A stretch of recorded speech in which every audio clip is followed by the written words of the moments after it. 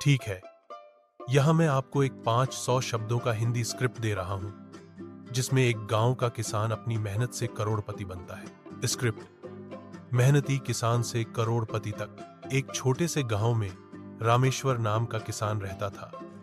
उसका परिवार गरीब था, लेकिन दिल में बड़े सपने थे।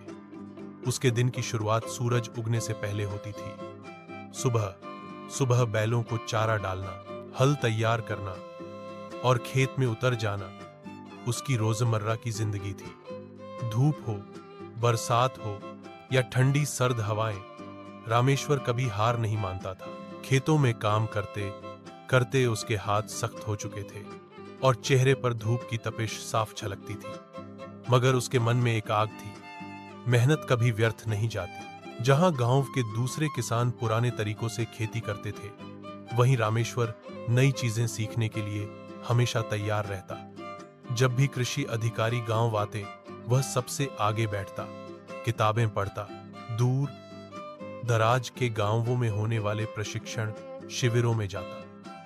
लोग उसका मजाक उड़ाते, अरे खेती खेत ही है, इसमें पढ़ाई लिखाई का क्या काम। लेकिन रामेश्वर मुस्कुराता और कहता, ज्ञान ही खेत को सोना बना सकता है। एक दिन उसने ठान लिया कि वह पारंपरिक तरीकों से हटकर खेती करेगा।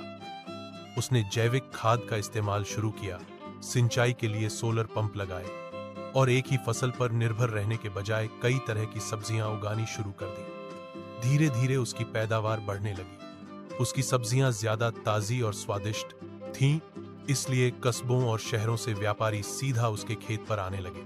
रामेश्वर ने कमाए गए पैसों को खर्च करने के बजाय दोबारा खेती में लगाया। उसने और जमीन खरीदी, मजदूरों को काम पर रखा और एक छोटा सा कोल्ड स्टोरेज भी